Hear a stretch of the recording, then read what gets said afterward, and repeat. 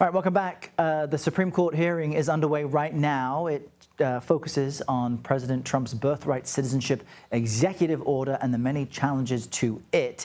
The order bars citizenship for any child born in the U.S. with parents who are here illegally or under temporary status. 3 appeals courts upheld rulings by federal judges, blocking the EO while the legal process plays out. Let's bring back in CBS News contributor Jessica Levinson for more on the legal battle. Jessica, you've had the benefit of listening in to the oral arguments, and I understand by now there's been a bit of an exchange by justices on opposing ideological sides of the bench. Fill us in.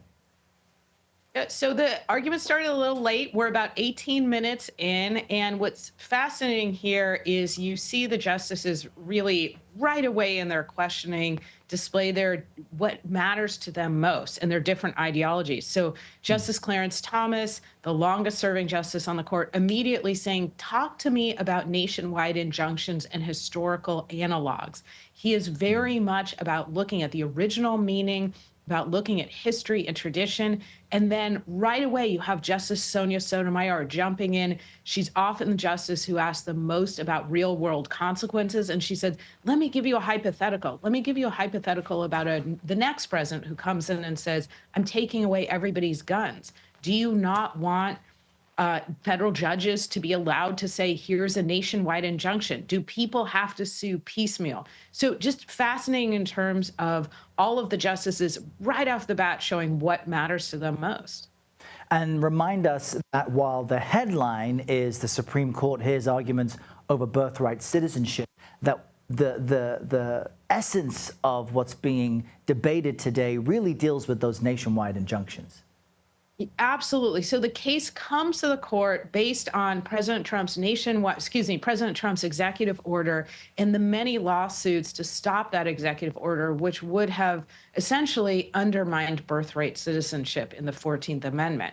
Many people sued. Federal judges issued these things called nationwide injunctions, meaning that the executive order can't go into effect not just with respect to the parties who sued, but with respect to everybody nationwide. And so the question that the court is struggling with is, do federal judges have the power to do that? Do they have the power to say, this executive order, stop it, halt it, not just for the people who walked into my courtroom and asked me, but with respect to everybody? It cannot be implemented anywhere. And that's where you see the arguments and the tension today. All right, Jessica Levinson joining us from Los Angeles. Jessica, thank you. CBS News immigration and politics reporter Camilo Montoya-Galvez is also following this for us. Camilo, great to have you in on this topic. We know that the central issue isn't necessarily birthright citizenship, but these nationwide injunctions. And we know the Trump administration has been trying hard to change and limit immigration to the U.S. So if the justices are able to rule on these injunctions, let's say that they pull back the ability for them to be nationwide, how might that impact the administration's efforts for future deportation cases? Good morning, Errol. That is a critical question because this ruling by the Supreme Court on this very question that Jessica was probing and investigating could have major implications on federal immigration policy making.